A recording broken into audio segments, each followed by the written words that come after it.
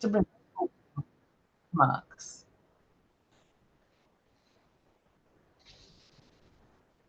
Good morning. Thank you, Georgia. And good morning, everyone. Ladies and gentlemen, thank you so much for joining us today. The Mind family is always pleased to see a full house, and it is getting fuller. And I'd like to say as well, we even love to see repeat faces and repeat names.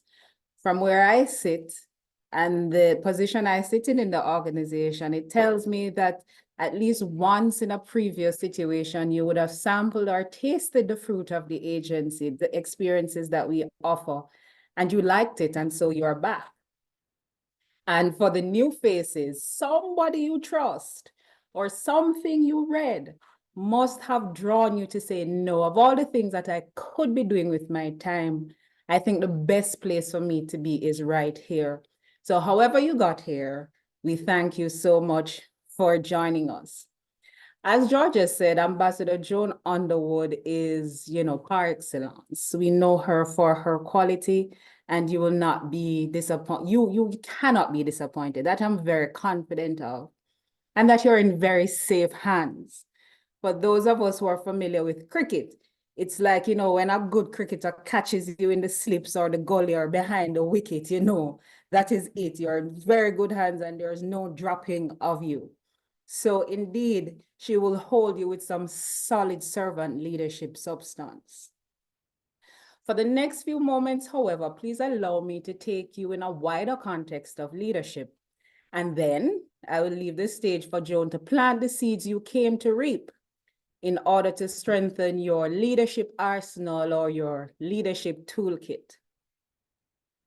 I do propose being a good leader is the easiest, most difficult thing in the world to do.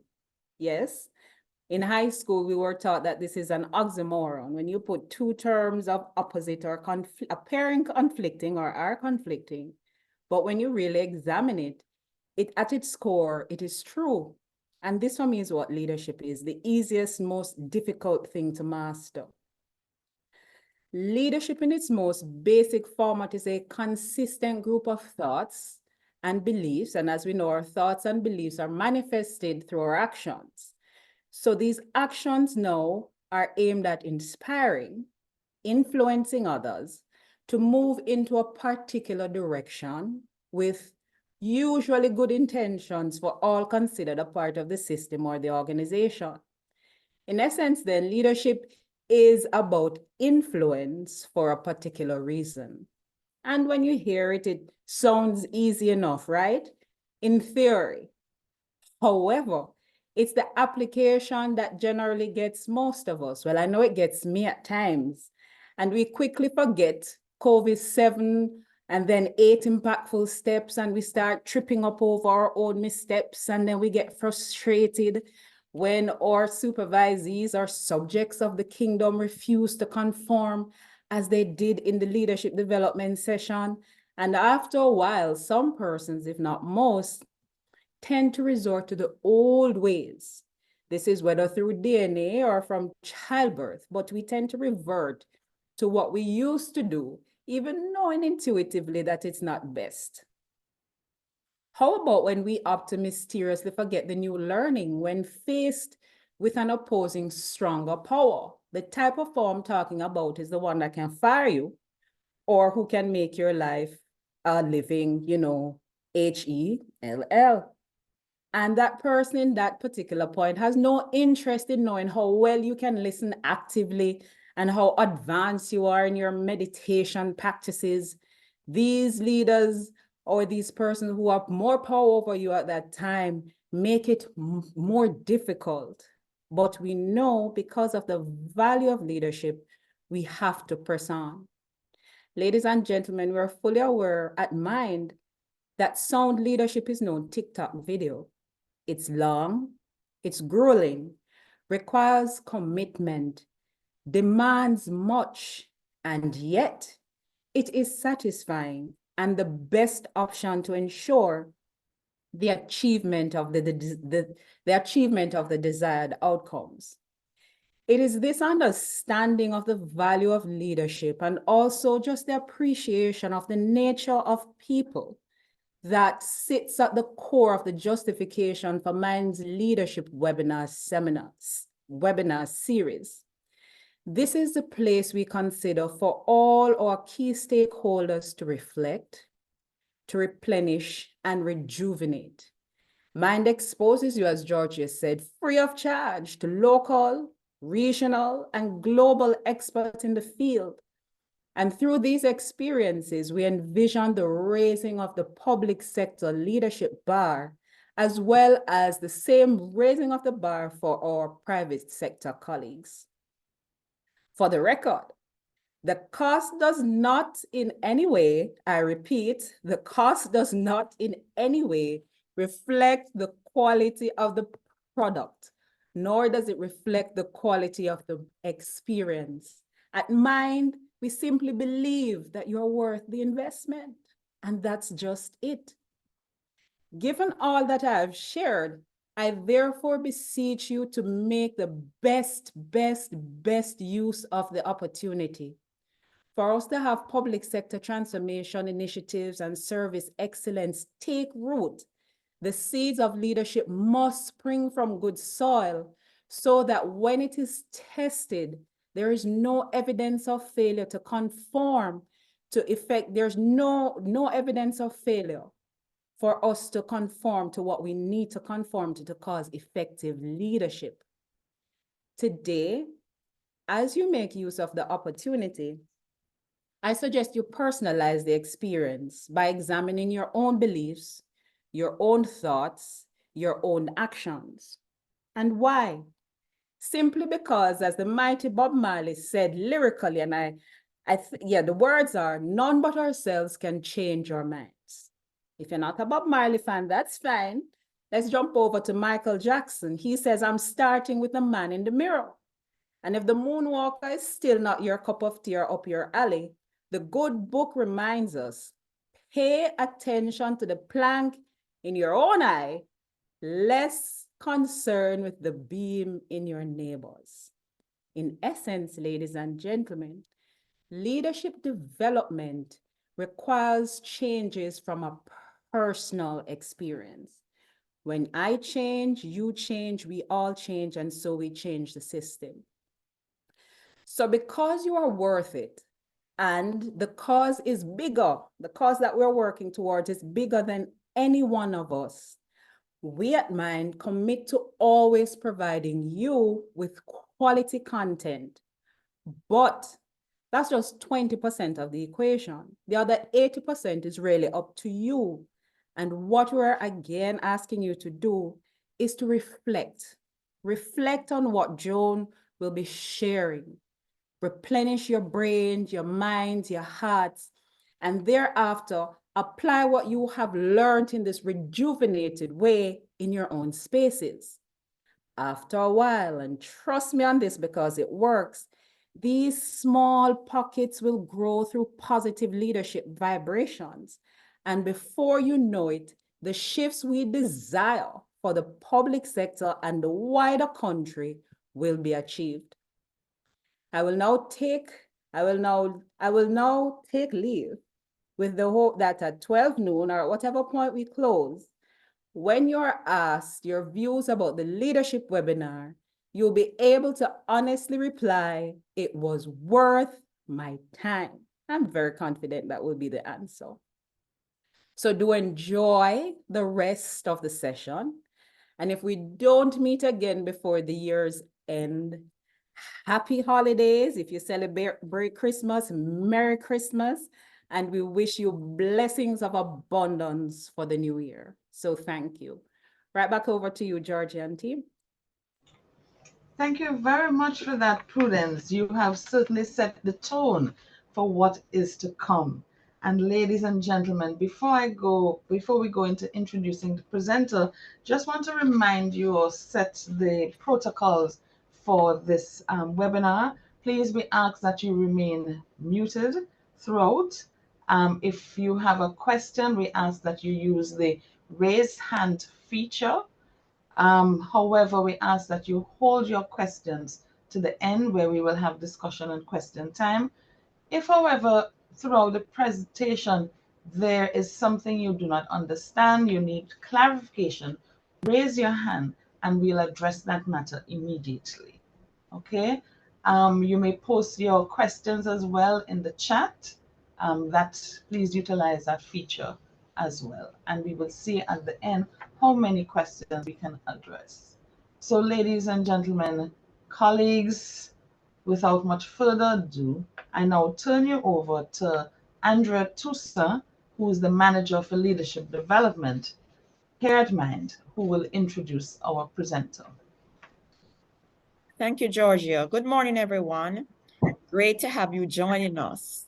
And I would just add one additional protocol. Just ask that you use your full name as you log in. We would love to know your names. So not the alias or so, just to write out your full names. Thank you.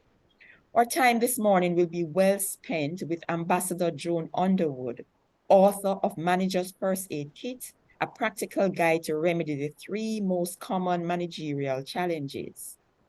Manager's First Aid Kit has been described by Business View Caribbean as a true gem and the quintessential guide for newcomers to succeed in a managerial capacity. The book has also been resonating with entrepreneurs and more experienced managers, one of whom had this to say: "I have become a more focused leader. It has enabled me to be a better decision maker personally and professionally."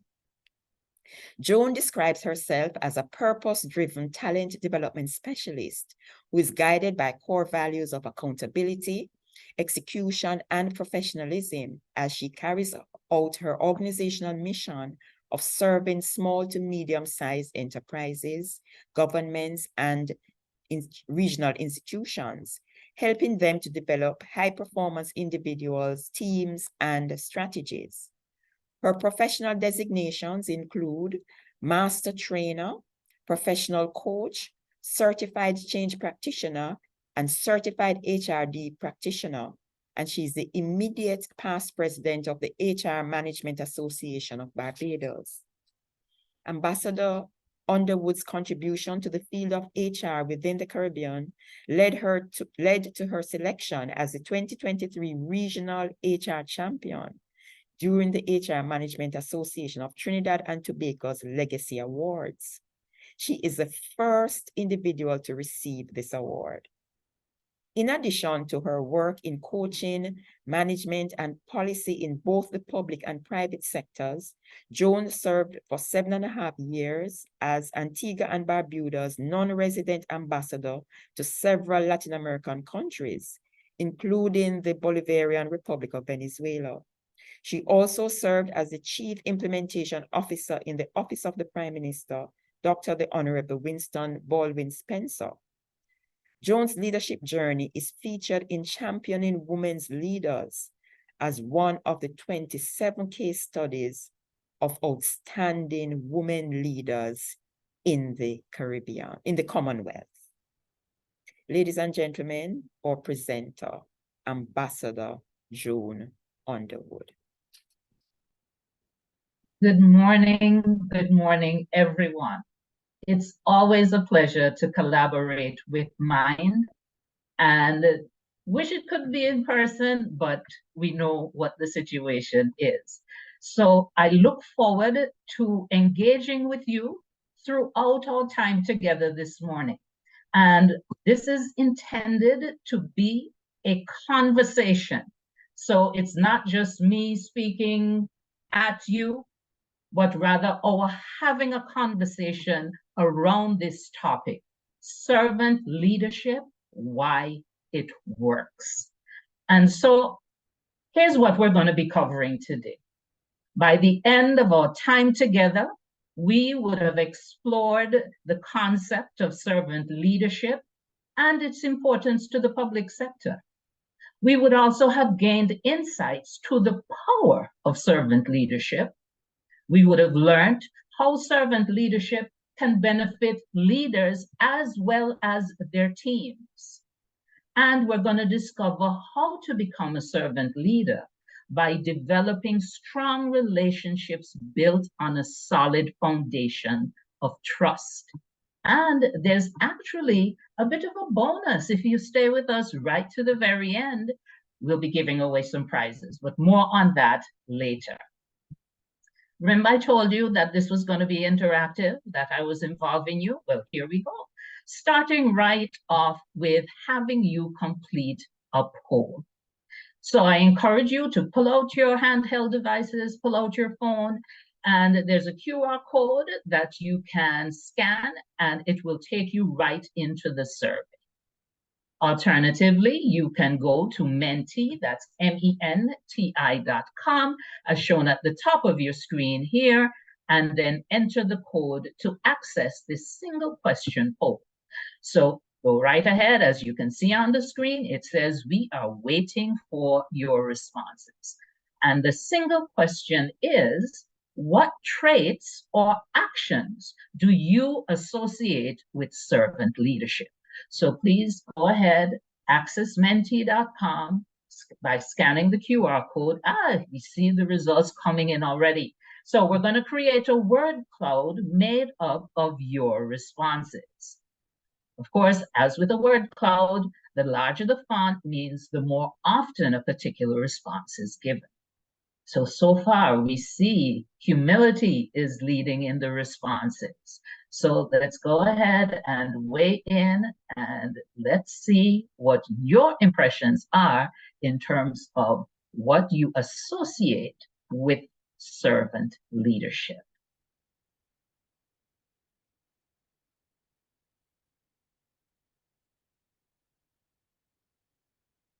Okay, empathy and patience also are popular answers. Understanding, indeed.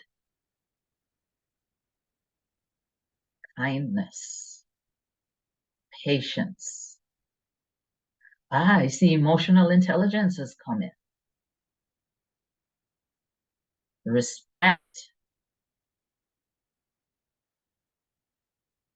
Yes, yes. So continue to type in your results.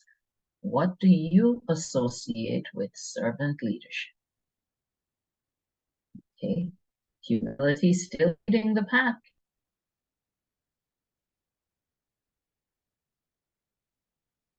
Okay, we see listening showing up in multiple formats. Yes. We'll hear more about listening as we go through the session today. Influence, yes, and we heard in the introductory remarks from Prudence how important influence is. That's what leadership is about at the end of the day. It's about the ability to persuade and influence others. Okay, great, great. So I'm going to move on, but I encourage you to continue to weigh in with your responses, and the word cloud will continue to reflect your contribution. All right, and this is something I'll be sharing with Mind afterwards so that they can see in their target audience what the expectations of servant leadership are. And we see emotional intelligence becoming even more prominent as more of you weigh in. Excellent. Okay, so the poll remains open, so please continue. Now, let's look at the origin of servant leadership in terms of a concept that's in the management sphere.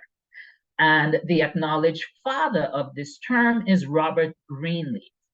And a quote here from him indicates that servant leadership begins with that natural feeling of wanting to serve. That's what comes first. And then there's a conscious choice to lead. So it begins with a desire to serve, and then leadership is seen as a path towards delivering on that desire. Here's something else from Robert Greenleaf. He said that the best test of servant leadership is to observe whether or not those being served grow as individuals. Do they become healthier, wiser, freer, more autonomous? and more likely themselves to become servants, because there's a school of thought that says that the greatest testimony of the effectiveness of a leader is how many leaders they create.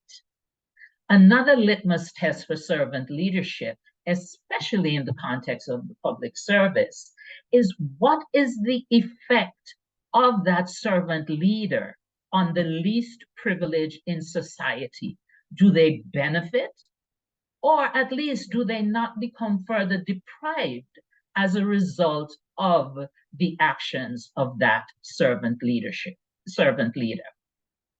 So let's do, a quick side-by-side comparison of what we can term traditional leaders versus this model that we refer to as servant leaders. So in the case of the more traditional style of leaders, we see that leadership is viewed as a rank to obtain. You're climbing the ladder to become a leader. Whereas with servant leadership, leadership is viewed as an opportunity to serve, not a high rank to be obtained. In the traditional model, leaders use power and control to drive performance within the organization. A servant leader views power and control a little differently because they see it as a tool to be used to drive engagement. So focus on performance versus focus on engagement. More traditional leaders, they measure their success by the results, by the output. So there'll be certain business indicators, the KPIs that are selected to measure performance, whereas with a servant leader, success is measured through the level of growth and development of those being served. A traditional leader may be known for speaking, whereas a servant leader may be better known for listening. And we saw in the word cloud that a number of you mentioned effective listening as what comes to mind for you when you think of servant leadership. Traditional leaders very often think that it's about them. Servant leaders, in contrast, understand it's not about me, it's about the people. So let's look at some distinguishing characteristics of servant leadership. And in particular, there are 7 core dimensions that I'm going to invite you to hold in your mind as we go through our conversation together today. So what's the first one? It's about empowering others. Remember, we said with the more traditional styles of leadership, it's about the personal ascension to that title, to that position. Servant leadership is all about the other, empowering the other. In a related note, it's about putting your subordinates, your direct reports, the communities that you serve first. And there's a little side note. There's some in leadership who see themselves as the top dog, the head of the heap, the top of the pile, at the apex of the pyramid, whereas servant leaders see themselves as the chief servant of the people. The third dimension, it's about helping those whom you serve to grow and succeed. Remember my earlier comment about the litmus test for effective leadership being the extent to which you groom others and support others to become leaders themselves. Now, in both types of leadership, the traditional as well as servant leadership, ethics become very important. So this is one of the core dimensions of servant leadership, as with any other good model of leadership, is that leaders behave in an ethical manner. They also possess the important conceptual skills, decision-making, critical thinking, problem solving. Those are core to the success of a servant leader.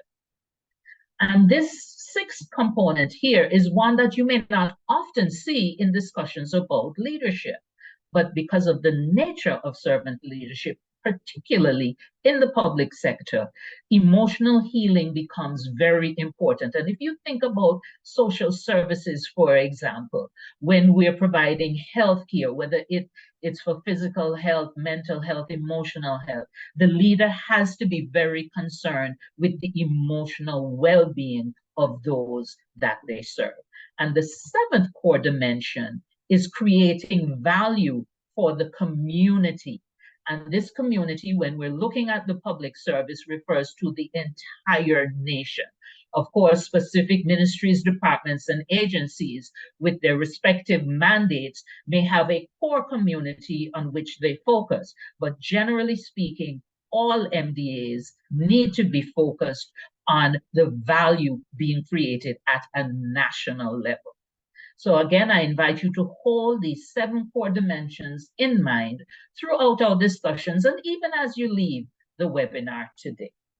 So let's now transition to looking at servant leadership in the public sector. And you'll see that I've included here the flags of CARICOM because this is our primary focus as Caribbean people. However, when we start looking at examples, I invite you to broaden your mind even beyond our region. So you may or may not recognize this individual. This is the late Dr. Miles Monroe, Caribbean national out of the Bahamas. And Dr. Monroe is quoted as saying, when purpose is not known, abuse is inevitable. Where purpose is not known, abuse is inevitable. And so because we need to understand the purpose of public sector leadership in order to ensure that we avoid abuse, here's my question for you. What is the purpose of public sector leadership? And this is not a rhetorical question.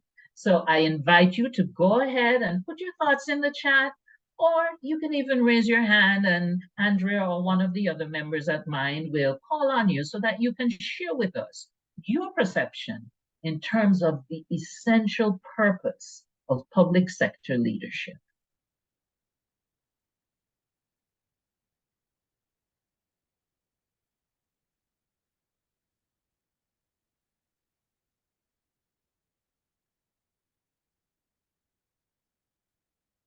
Many of you are public sector leaders yourself.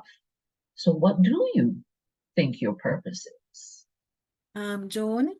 Yes. This is Michelle. I would say for the public sector, at the core, it would be persons who should be thinking about sharing their knowledge and their skills to uplift other persons within the organization and also contribute positively in whatever area they work. And look at it not only in their workspace, but even as a Jamaican, you think about uplifting the nation. So your influence should be one of empowerment, integrity, trust. Those are some words that I would use to describe what you should be doing. Absolutely. Thank you so very much. It shouldn't be about the money. It shouldn't be about money or power. It's about uplifting the persons who you work with. And service above self. Absolutely. Spoken like a true disciple of servant leadership. Thank you so much, Michelle. Joan, there are 2 persons who have their hands up. Mark Mullins. But somebody has lowered a hand and there are some comments in the chat. Okay, so let's hear from Mark. Well, in response to the question, purpose of public sector leadership is to influence persons who fall within that sphere towards improving, towards a common goal, geared towards improving all different areas, all different aspects for the benefit of the public. Right, thank you. And Georgia, what are some of the things we're seeing in the chat? Okay, we're seeing, 1 minute. To serve the people of Jamaica by providing quality services. We also have another comment. Public sector leadership is about selfless service to the people. And ultimately, the purpose is to deliver great service, to develop human capital as well. Yeah. And it's about serving without fame or favor. Ah, okay. So you see, if you don't appreciate that, how abuse can come up, because if you think it's about you and it's about the title and the perks and the compensation, you see how you can end up abusing your role. So thank you so much for everyone who weighed in and shared with us their thoughts about the purpose of public sector leadership. Okay, so I'm going to move on. And what you see before you is a model of servant leadership in the context of the public service.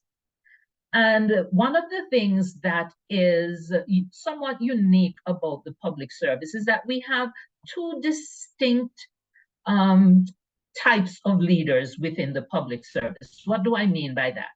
We have the political leadership made up of our elected officials, and they have a different imperative than the second category, which is the administrative leadership. So what is the imperative with the political leadership?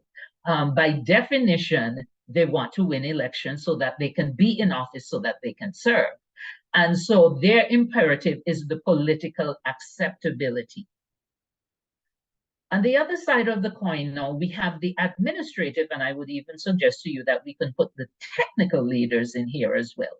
So the imperative for the administrative leadership now is sustainability. And when we think of sustainability, we have two primary audiences that we need to bear in mind. The employees who serve within the MDAs, and then, as we've established, the wider community. In the case of the Jamaican Public Service, it's all about the citizens and residents of Jamaica, right? So we have to bring these two together based on the nature of the public service, that both the elected leadership and the administrative leadership need to be able to work together, and the model of servant leadership applies to both.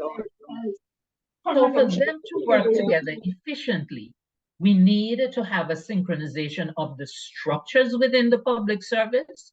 We need to have the engagement of the citizenry, and we need to also take into consideration the employees within the public service and their different roles and responsibilities.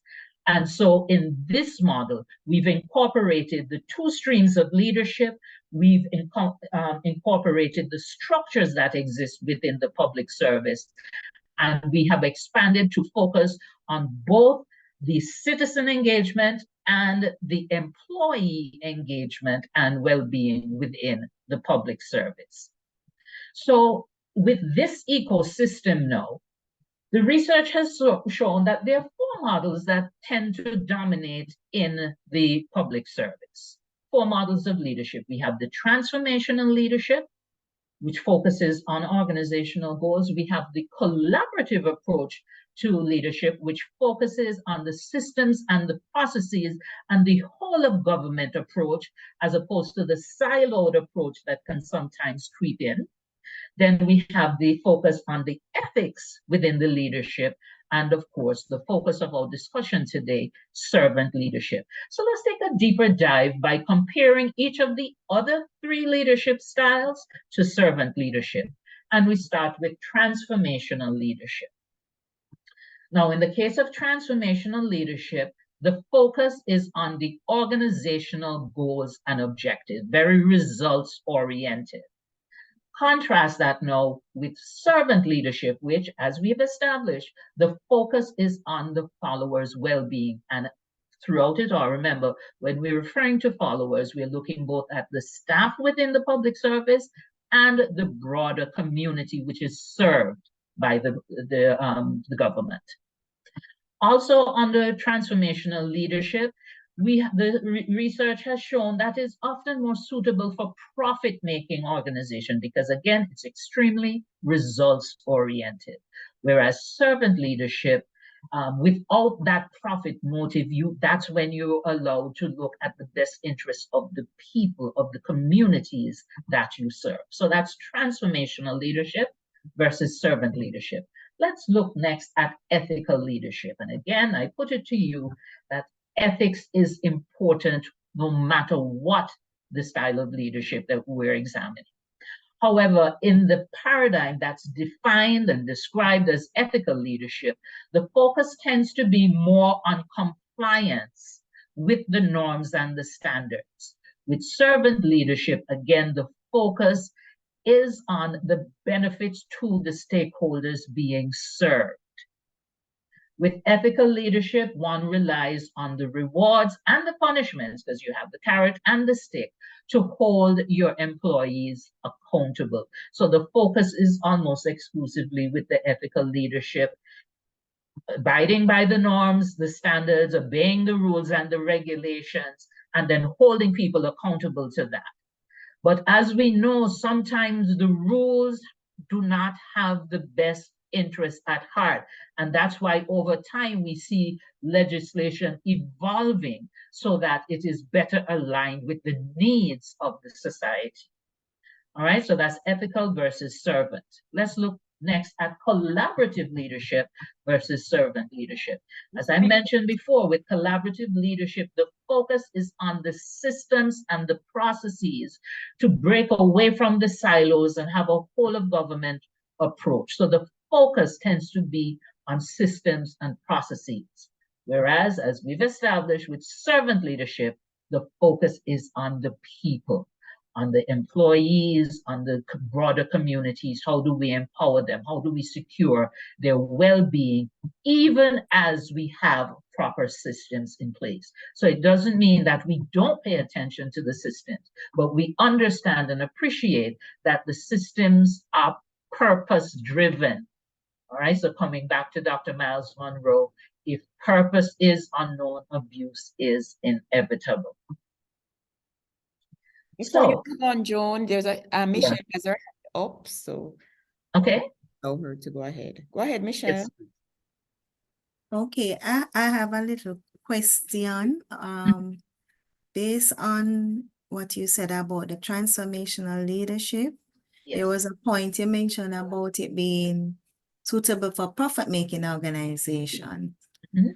And I started to think, given the thrust in government for transformation of our services and also how we lead out, would you make an exemption, or would there be a difference then in terms of public sector workers and that point that was made in terms of it being suitable for profit-making organizations? I want you to kind of expound on that a little bit more for me. Thank you for that. So, yes, throughout the region, our governments are pressing forward to increase productivity, to improve efficiency, etc. The distinction here, when we say from the published research that transformational leadership is perhaps more suitable for profit making, it's a matter of how we rank, how we prioritize. So if we're looking in the private sector, if you're selling cars, if you're selling bread, if you're selling, consumer goods, that is the dominant imperative. We need to be profitable. However, there's certain social goods that the public sector is required to provide where it is not about profit. So for example, getting a passport is not about profit. It's about meeting the need of your people, doing so in a manner that is efficient. So we're not wasting resources, but we know that because it's a service that the people need, including those who may not have a lot of disposable income, your primary motivation cannot be to make money off of the service. So that's the distinction. So what I would suggest in terms of how we reconcile the move to transform our public services so that they are more productive, more efficient, to be able to make the distinction that there are services which are social goods, which need to be provided to the citizenry and residents, whether or not they have disposable income, versus setting out to say that we want to make money off of every service that we deliver. Does that help in terms of the reconciliation of the two? Yes, thank you very much. You're welcome. Any additional requests for clarification before we move on?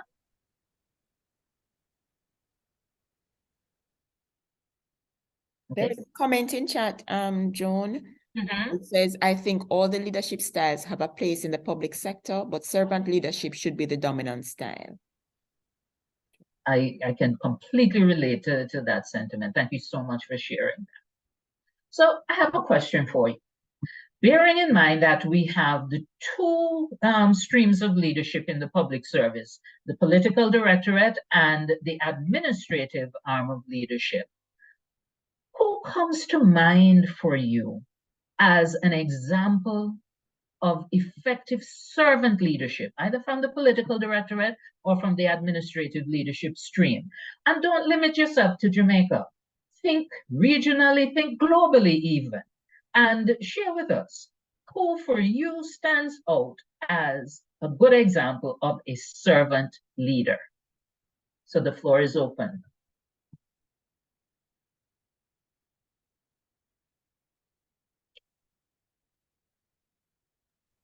Mia Motley. Okay, so that's my Prime Minister in Barbados. Why? What for Prime Minister Motley stands out for you as making her an effective servant leader?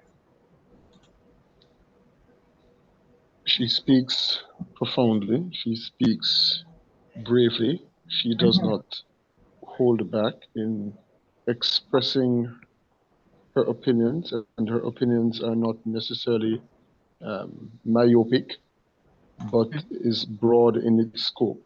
And despite the fact that it may not be the popular opinion, she expresses it nonetheless. But I think by and large, her expressions do represent the thoughts of the people. Thank you so much. And I see that her name popped up in the chat as well. Other thoughts, other examples of effective servant leadership globally?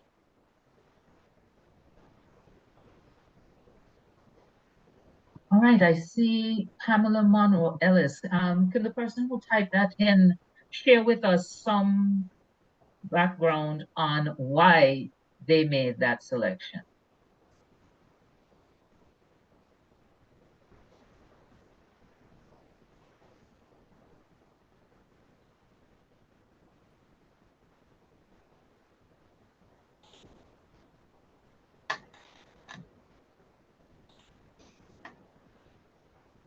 Are any other names coming up in the chat, Georgia?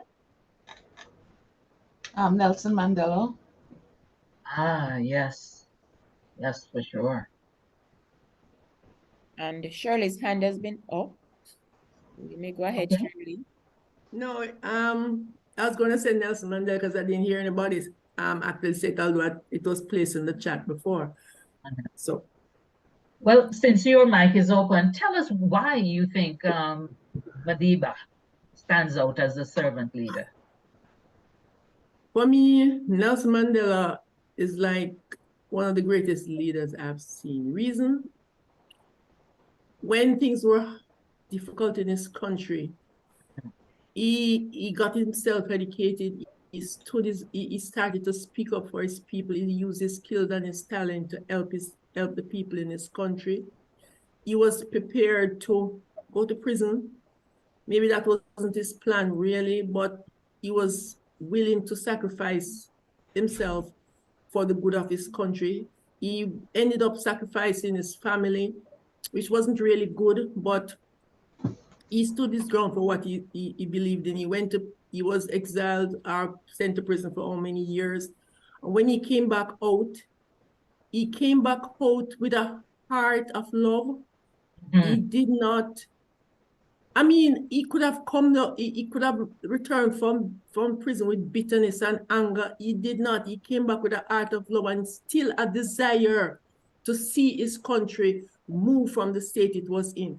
He did not give up the battle, although he suffered so much, but he still, when he came out, he still stood his ground, maybe in a different way, but he was able to stand his ground, and in doing what he did, he was able to make changes in his country and took his country through a very difficult time. During that time of the changing from apartheid to self-government. He took his country through a very difficult time. And because of his style and attitude, it made a difference, because the country could have erupted into a war. It could have been a country with a civil war with a whole lot of killing and unnecessary things. But he was able to steer that ship in a particular direction. And I just respect him. Thank you so much for that. And going back to the importance of understanding purpose, because there were those who wanted him to focus on revenge once he came into office, but he was clear on his purpose. That was not his purpose as a leader. Okay, so thank you so much for that. We see other names coming up in the chat. I see Mother Teresa was mentioned here. There's another Prime Minister who was mentioned, Dr. Ralph Gonsalves. Question for you though. In the administrative leadership, look at your Jamaican context. Who stands out for you as a civil servant who is an excellent example of servant leadership? Well, Joan, that person had mentioned Pamela Monroe Ellis within the Jamaica public sector. So can we share some background to help to explain why she stood out as a servant leader in the administrative leadership stream?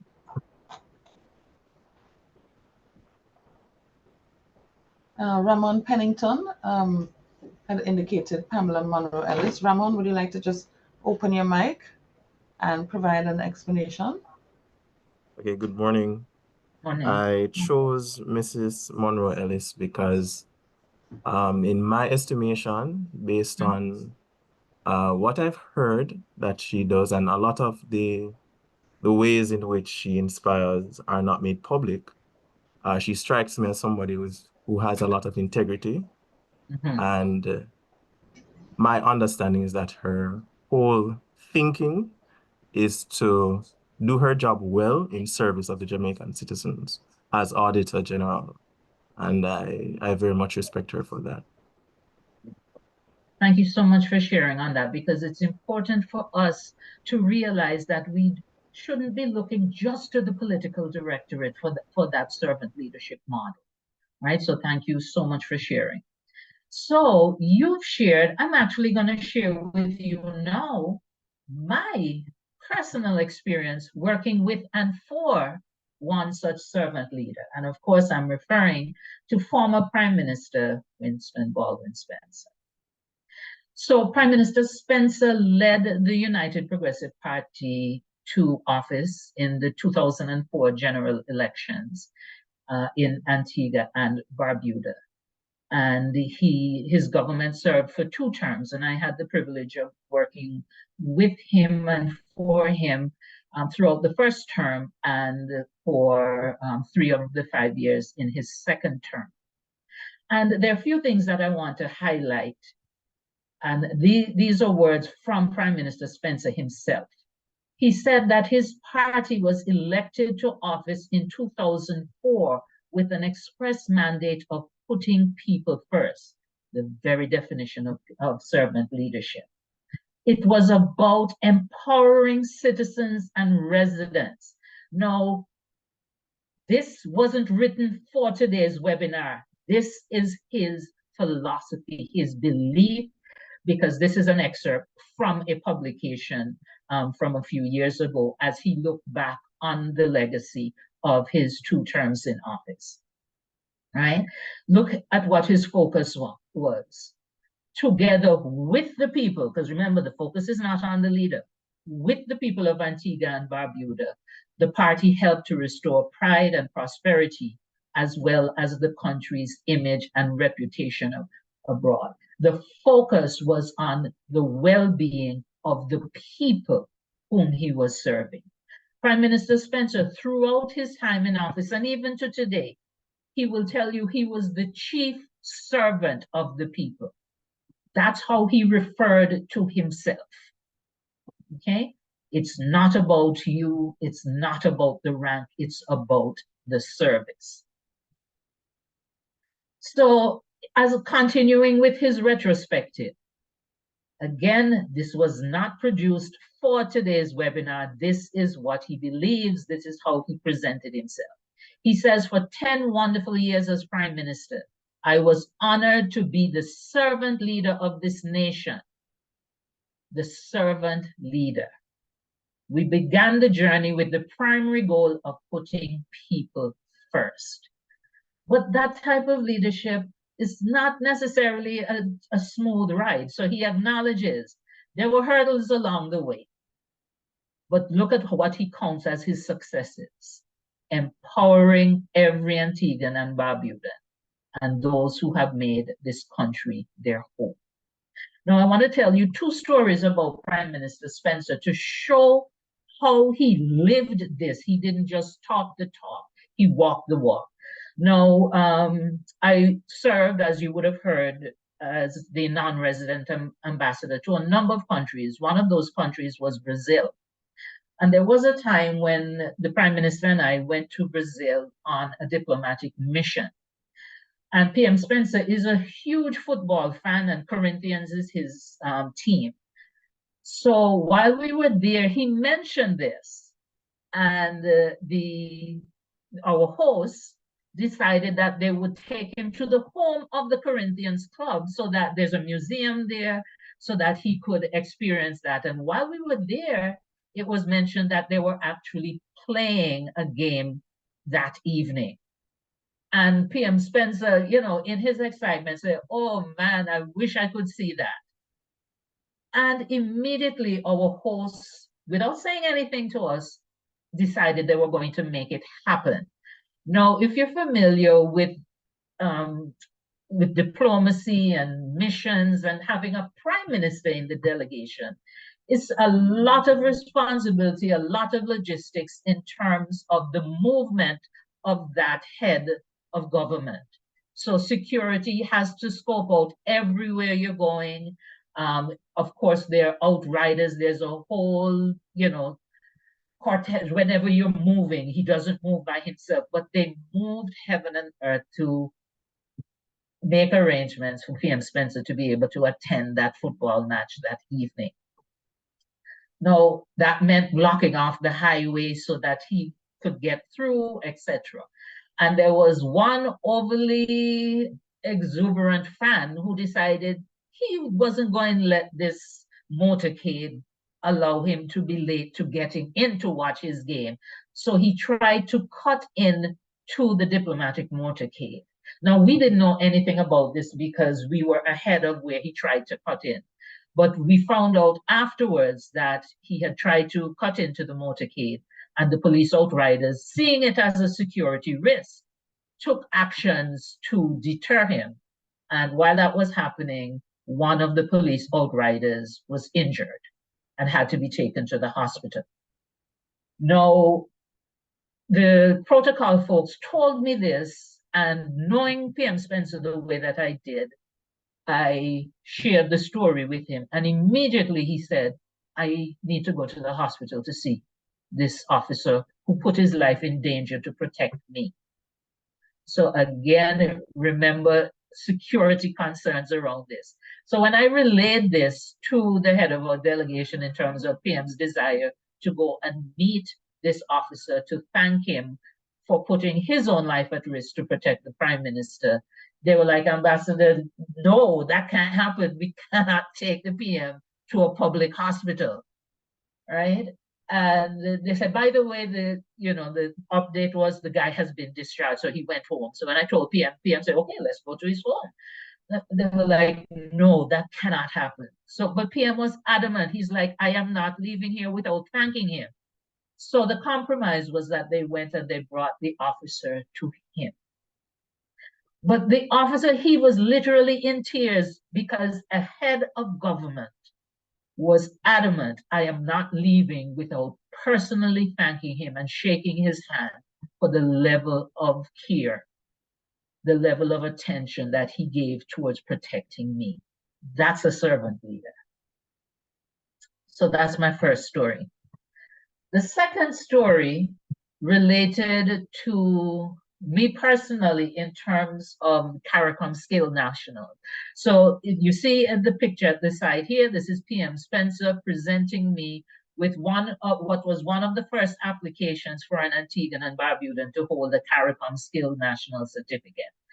And as he presented me with the certificate, he said to me, because this time I'm already working with him, he said, do not interpret this as my giving you permission to leave Antigua, you know, but it's important that we show others that this is an opportunity that's available to them under the revised Treaty of Chaguaramas, under the free movement of skilled nationals. But despite warning me as he handed me that certificate, later on, when an opportunity did present itself for me to take on a regional position, I was so reluctant to tell him because I was like, what's PM going to say to me? And he did not hesitate for a second. He said, this is not just good for you, it's good for our country. So you have my blessing, go ahead. That's a servant leader for you.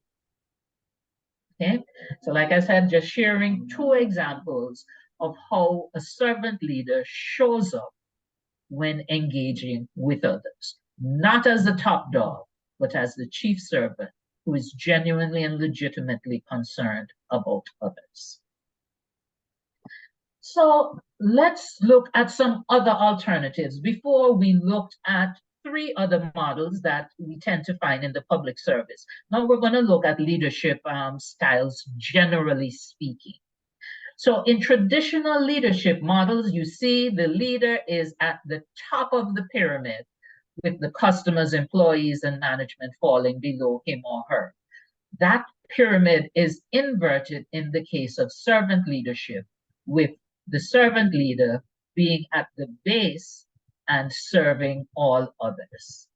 Okay, so we're going to look at these 6 specific leadership styles: autocratic, bureaucratic, transactional, democratic, laissez-faire, and charismatic. Now, let me establish from the beginning that these leadership styles are not necessarily all of them mutually exclusive. So you can have a servant leader show up in a way that's democratic. You can have them show up as being charismatic, but the dominant leadership style is servant leadership. So let's look through these other 6 types. So autocratic leadership now. In this model, all of the decision-making power is vested in the leader. It's more of an ultimate leader, the strongman leader approach, okay? So there's an emphasis, the leader expects to be obeyed, all right? They expect the chain of command to be rigorously enforced. And with one of the pitfalls of this approach to leadership is that there's little room for others to display initiative. Another pitfall is that the loyalty can be accrued through coercion, control, and sometimes even fear. And the loyalty that we're referring to is not to the institution, it's not to the mission, but it is to the leader himself or herself. So that's the autocratic leadership model. The next approach we look at is the bureaucratic leadership. Here again, a clear chain of command is in place. With this, there is a lot of emphasis on roles and responsibilities and the delineation of those roles and responsibilities. Okay, so it becomes very hierarchical. And that rigid hierarchical structure can also serve to curtail innovation, creativity, and we lose the benefit of the input of the entire membership, whether we'll be looking at staff or the community. All right. The other flaw with the bureaucratic leadership is that, again, it can be very siloed so that we don't have the benefit of input from external stakeholders. So you can have, in this context, policy being formulated in a vacuum without consultation with the stakeholders who either are the beneficiaries of the policy or who have a role to play in the delivery, in the execution of the policy. So that's bureaucratic. Transactional now. As the name suggests, the focus is more on the activity and the output in terms of meeting the goals, and you use rewards and penalties to accomplish those goals. So you don't see a lot of scope here for empathy, for listening, as we saw when we did the word cloud. That was one of the hallmarks of servant leadership. And so because this is so focused on the result without having scope for any empowerment or engagement, it can have a negative impact on the performance of the people within the system, and it can also have a negative impact on the citizenry that the system is intended to serve.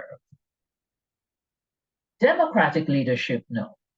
Here you start to see more of a bringing in of the team. So you invite employees to be part of the decision-making process. Remember, that was missing from the transactional and from the autocratic approaches.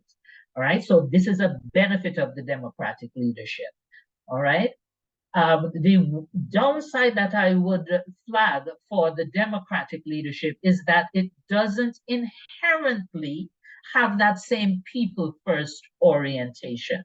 So you can still have extreme focus on the process rather than on the people. Now with laissez-faire, this is a more hands-off approach.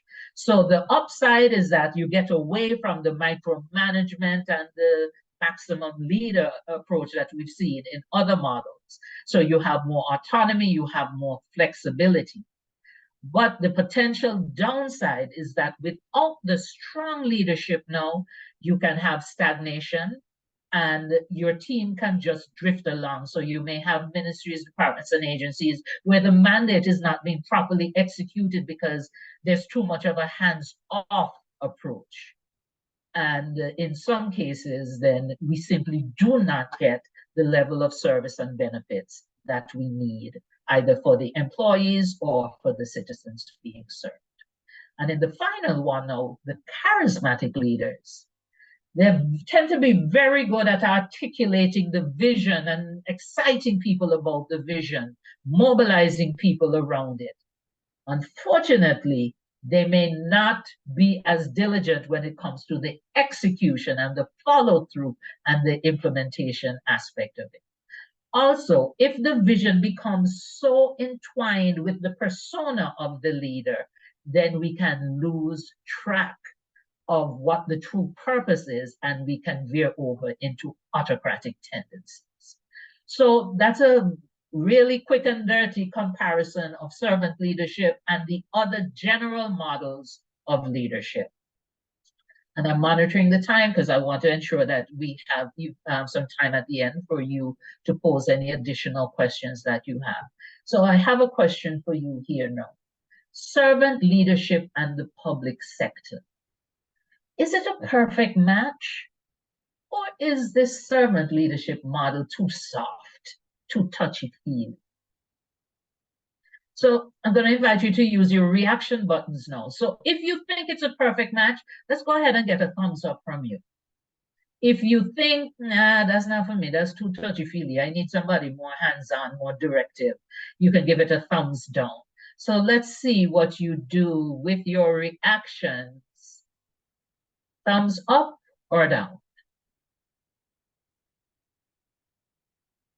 And I'm going to ask the production team to monitor that for me and let me know how's it looking there. We have 173 people logged in. What are they saying? Are the thumbs going up or are they going down?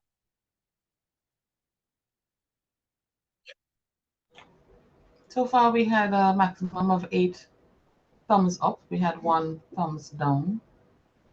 Huh. Interesting. 10 thumbs up. So are all the others on the fence on this? Well, let me see if I can nudge you by sharing some research findings with you. So there have been studies conducted where they examine servant leadership in the Asian countries, Canada, and in a number of European countries. And again, we're looking at servant leadership in the public sector. And here is what they found. The use of servant leadership in the public service in these identified countries served to enhance the motivation of employees within the public service. It served to drive organizational commitment compared to the others. There was more organizational citizenship behavior and more knowledge sharing among employees. So while there is an acknowledgement that there may be the perception that it's not strong enough, the evidence shows that it does in fact drive key indicators. So as we move towards the final two objectives in our agenda for today, let's look at the benefits of servant leadership. And I'm turning it over to you and asking you to go back to menti.com and to respond to this second poll. So again, you can scan the QR code and answer the question, based on your current understanding of servant leadership, what specific benefits do you think it could produce in the public sector? So go ahead and share your thoughts with us.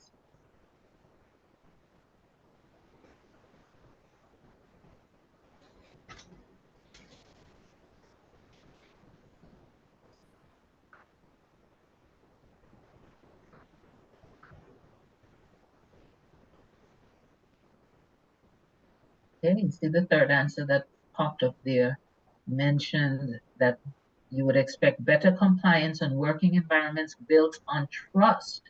And that actually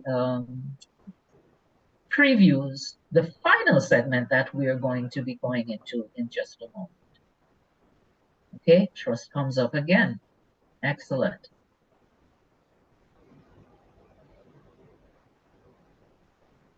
Greater productivity, and remember we had that discussion earlier when we were talking about the profit motive versus productivity and efficiency.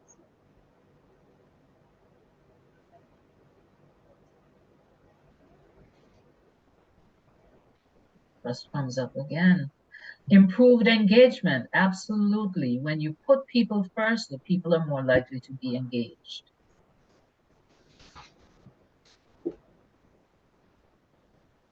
All right, and again, I'll be sharing all your responses with mine.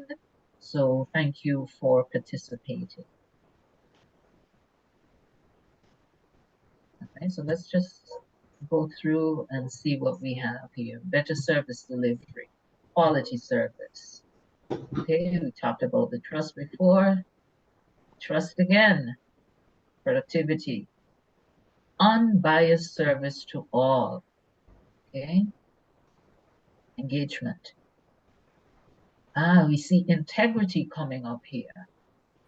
Okay, accountability, cooperation, and trust. Motivation, absolutely, and that can be linked to the engagement. Inclusivity.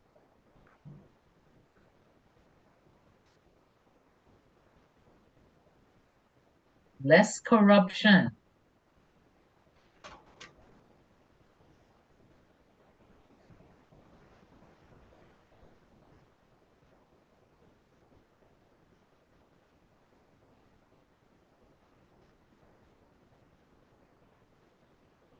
Innovation, more innovation with servant leadership. Oh, look at this. Not focusing on a narrow segment, but across the board. Yes.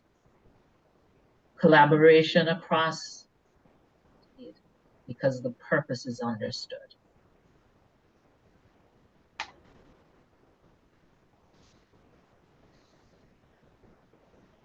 All right, so we have quite an extensive list of benefits that can be accrued as a result of the use of servant leadership in the public service. Okay, so as I mentioned, we're going to talk about trust. So the key to becoming a servant leader is indeed trust. And when it comes to trust, I put it to you that the law of the harvest applies. What do I mean by the law of the harvest? You have to reap what you sow. So if you plant an ackee tree, you cannot look up in the ackee tree and expect to be reaping tamarind from it. So you sow that which you want to reap. So when it comes to trust, to harvest trust as leaders, you must first sow the seeds of trust by being trustworthy yourselves. And again, remember that this applies to both the administrative leadership and the political leadership. We must show up as being trustworthy. And in my book, Manager's First Aid Kit, which was mentioned at the beginning of the webinar, and which I'll be giving away a few copies before we wrap up today, I present my model of trust. And in that model, I posit that there are 4 components of trust. And I'll go through each of the 4 with you, starting from the bottom. So the first component, I put it to you, is competence. In order for persons to trust you as a leader, you must show up as being competent. You must show up as having the knowledge, skills, and abilities to get the job done. If you do not, you cannot expect the people that you're trying to lead to trust you. The second component is character. So this is where things like integrity that was mentioned before comes up. Are you a good person? Do you show up as somebody who is honest, who has integrity, who will do the right thing, even when nobody is looking?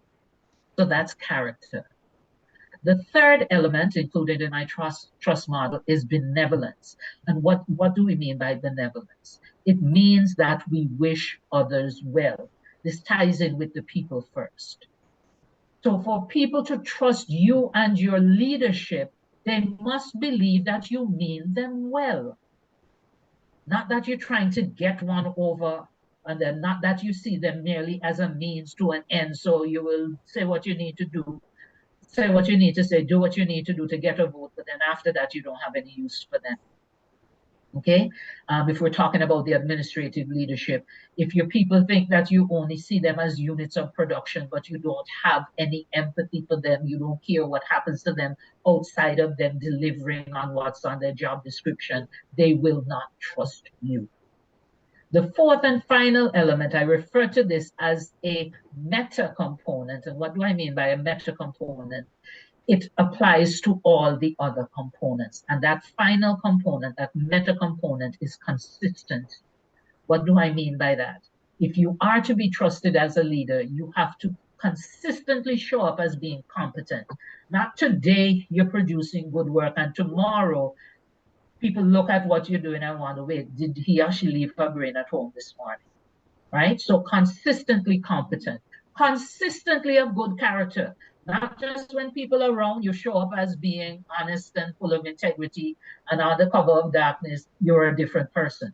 So consistently of good character and consistently benevolent. You know, there are some people that one day they go on like you and them are the best of friends, and the next time you see them, they barely want to give you the time of day, right? So there's a lack of consistency. You don't trust people who lack consistency in that way.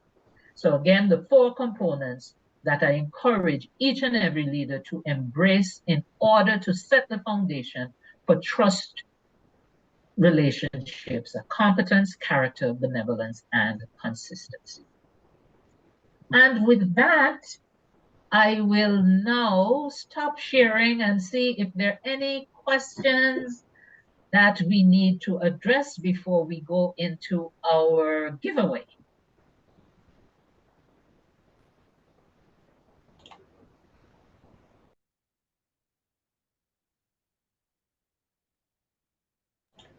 So, colleagues, this is the opportunity for you to pose your questions by either raising your hands, or you can post your questions using the chat feature as well.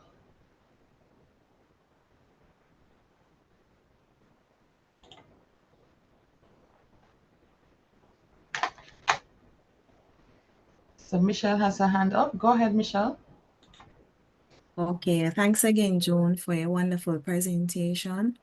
For me, it's not so much of a question, but just sharing some thoughts. I relate to the presentation in terms of how we must talk to persons or we interact with our colleagues and even those who we supervise.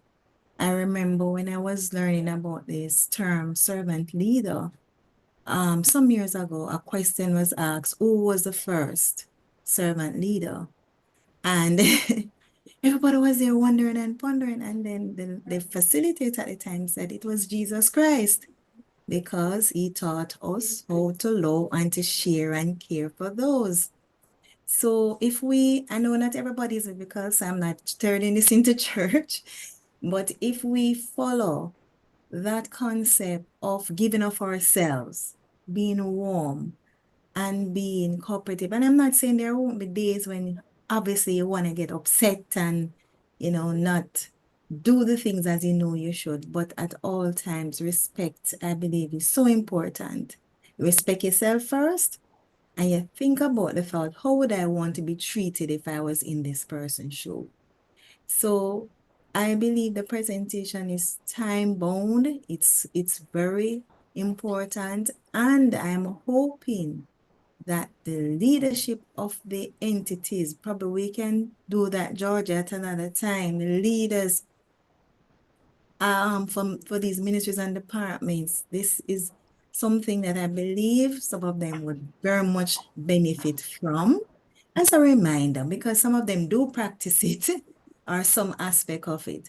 So I just wanted to share that thought and to tell you thanks again. I always enjoy your presentation. Thank you And I very learned a lot and we'll put it into practice. Absolutely. Absolutely.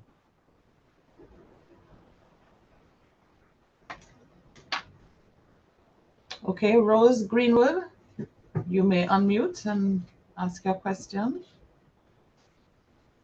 It's not a question. I am really commenting as Michelle has done because I've been working in the government for a number of years and I've had experiences of the different types of leadership. And I have a network of us from all over the Caribbean.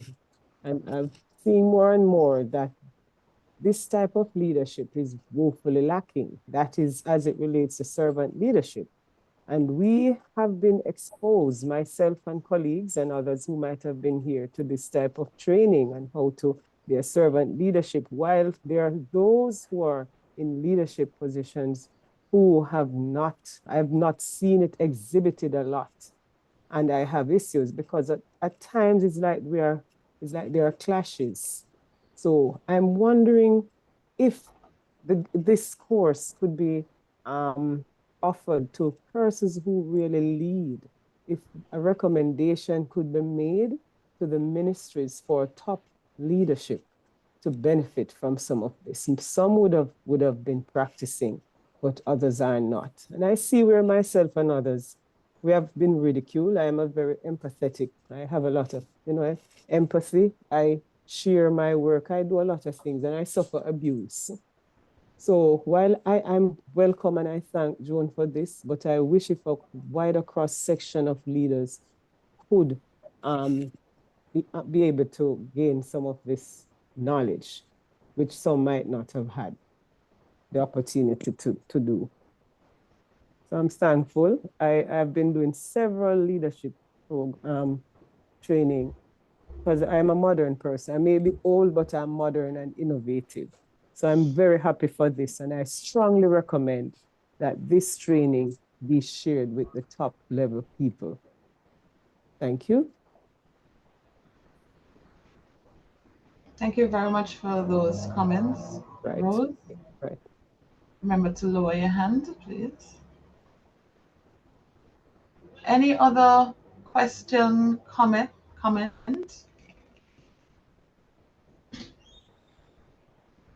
Well, Joan, I could perhaps just read some of the comments in the chat in terms of wonderful and insightful presentation, timely presentation as I'm a first-time leader, Sound and insightful presentation, very informative, stimulated our leadership mindsets. I see Andrew Blake has his hand up. Go ahead, Andrew. Morning, everybody. Morning. Just to say very good information.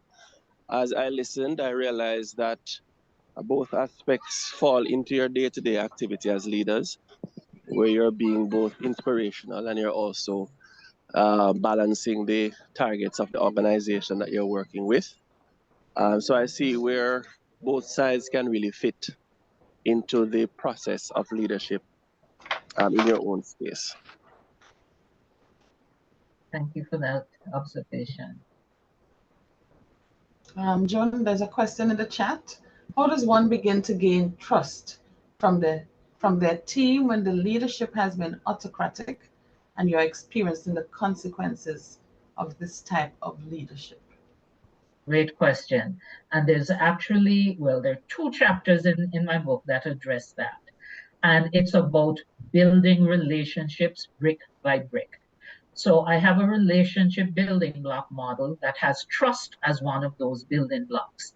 And it has a number of other things that we have touched on here today too. So respect, an open mind, effective communication. And we heard someone allude to the golden rule without saying the golden rule, but in terms of doing unto others as they would have done unto them. I actually propose an alternative to the golden rule when it comes to leadership, and that's the platinum rule, but that's a topic for another day. But you have to, the law of the harvest, if you want to have trusting relationships, you have to consistently show up as being trustworthy and build those relationships from the ground up.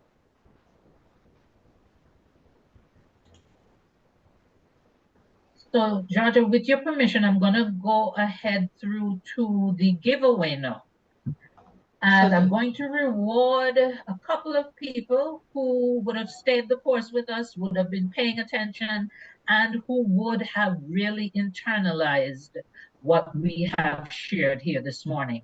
And so I'm going to give away a couple electronic bundles of my book. And I say a bundle because you have the substantive text as an ebook, and then there's a companion workbook, because it's not just about reading it, but it's about doing the work. And I know someone already put in the chat that they're a new manager. So I would encourage you to get ready to see if you can win yourself one of these complimentary electronic bundles. And so how do you do that? By solving this defined word puzzle. So the words can go in any direction. Words can share letters as they cross over each other. So you see the letters on the left here are the rules. You're going to find the word, and I'm going to show you the list shortly. Once you've found the word, raise your hand. Then Georgia is going to call on you. And when she calls on you, you have to show us the word that you found. Tell us what the word is, show us where you found it using your annotation tools. And then you have to use your word in a sentence related to servant leadership. So it's not just finding the word, but you have to apply the word in analyzing and making a statement about servant leadership. So get ready, get set. Hold on, Joan, hold on. I see somebody already has their hand up. Okay, so we're going lower the hands. Yes, Mark, is it that you have a question? No, I found a word. Oh, okay, well, Mark, ready? So there you go. How you know you find a word and I don't even tell you what the words are yet. But is it one of these words, Mark? Yes, indeed. Okay. So show us the word you found. Okay, the word is stakeholders. I'm not too sure how to use the annotation tool, but it is to the far right, starting from, funny enough, IRS. All right, let me see if I can help you. It's to the far right. The last column on the right, starting with the letter S, going right down, stakeholders. Okay. So here is what he found. All right, stakeholders, starting here. and coming down. All right, so yes is Mark. So Mark, go ahead and put your email address in the chat, and we will be sending you a link to download an electronic copy of the book bundle. All right, who is up next? Any other hands up? Yes, Sandra Davis. Yes, political. You found political. Did you Yes. mark it? How do I mark it? I'm not too sure how is to use. All right, then you can All right, do right like, here. Okay, it's right here beside the E. Come up POL going horizontal. Oh, what is it? All right, this is the okay. pencil. I said, see it right here where the P is. Okay, from the right, 1, 2, 3. Where the E is, you see the P to the left of the right. The E. POLITICAL.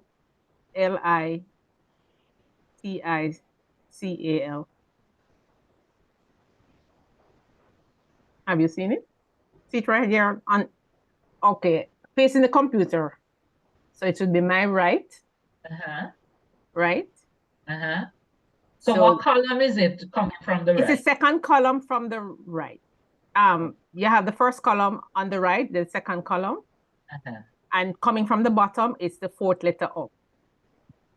All right, Al, you found it? Okay, good. Somebody mark it for you. We have to go back to Mark. Mark, you did not use your word stakeholders in a sentence. So, okay, yes. What's your sentence? Because you need to use it in a sentence. Leadership is the involvement of various stakeholders for the advancement of a common goal. Okay. All right. What about political now?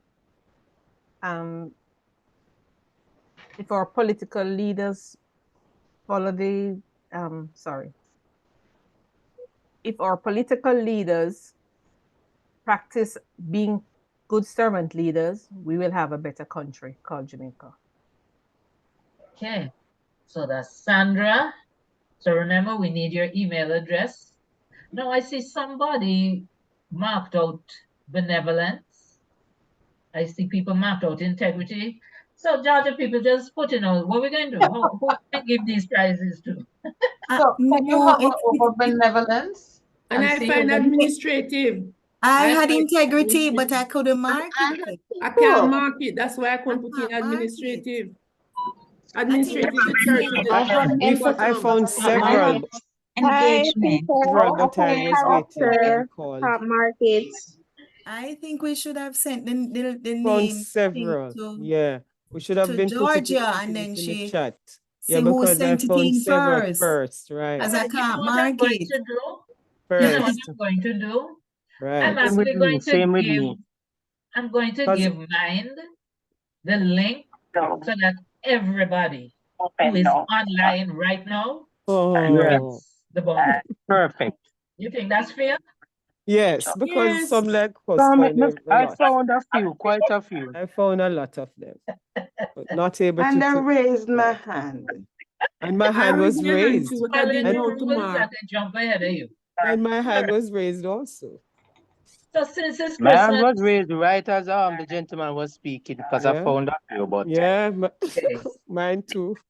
So since it's the season of giving, everybody Lord. going to get. All right, so Okay. thank you very, very much And you're for welcome. your attention, your engagement, your active participation.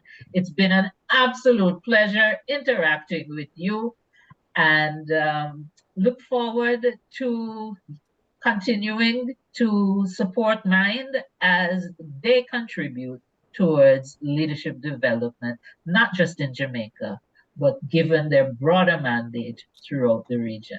So thank you too. very, very much. Thank you. Ladies and gentlemen, we want to, I think it has been an absolutely wonderful presentation. To echo some of your words, insightful, informative, and we really hope that we have given you, it's been a teaser, to see how you can start to make that change, right? So lots of nuggets were presented. I'm particularly remembering servant leadership begins with a natural feeling that one wants to serve first. So there has to be a Right. desire to serve first, then So a true. conscious choice to aspire to lead. Okay. We appreciate, Joan, the 7 points you highlighted in servant leadership in terms of empowering others, putting direct reports first, facilitating growth and development of others, behaving ethically, having conceptual skills, emotional healing, and creating value for community. Let us remember, it's not about being the top dog, but being a chief servant. Okay? Let us also remember the law of harvest, that to harvest trust, leaders must first sow the seeds of trust by being trustworthy themselves. And that means the components for that: you must be competent, your character must speak for itself, benevolence, and you must be consistent. So, ladies and gentlemen, let us be the change we want to see in the public sector in terms of creating a new public sector leadership culture, one of servant leadership. We want to thank you so very much for being here with us. Joan, it has been an absolute pleasure. Thank you for making yourself available to spend time with us here today. We have certainly benefited tremendously. As we end, please check the chat. We want to get feedback from you in terms of this session. I remember somebody even said we need perhaps to look at how can we build out a leadership development intervention, a more fulsome leadership intervention, that in terms of becoming a course, we will certainly take that on board and see what results in that. So thank you very much for being here. We ask now that you look to the chat, just click on the link. It's a SurveyMonkey link, and provide your feedback to complete the survey. It's going to take just a few minutes, and we really appreciate your feedback this way. Okay. As we get into the festive season again, wishing you all happy holidays. We ask that you continue to be safe as well, and we look forward to continuing to meet your needs in terms of leadership development in the new year. So have a good one. Thank you very much, and walk good. Okay. Thank you too. Share the link there. Please Check in the chat. You yourself. will see a SurveyMonkey link. Remember to mute yourselves, please.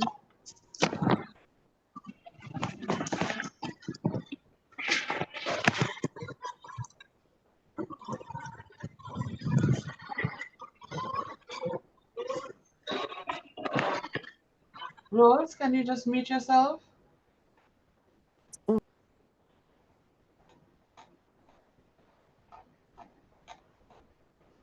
Okay, so check the link in the chat and just provide us with your quick feedback.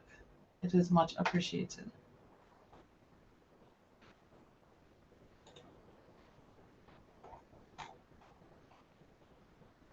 Andrea, can you post the link again? Okay, sure. So we're posting the link again in the chat. Just click on that link and it will take you to the survey.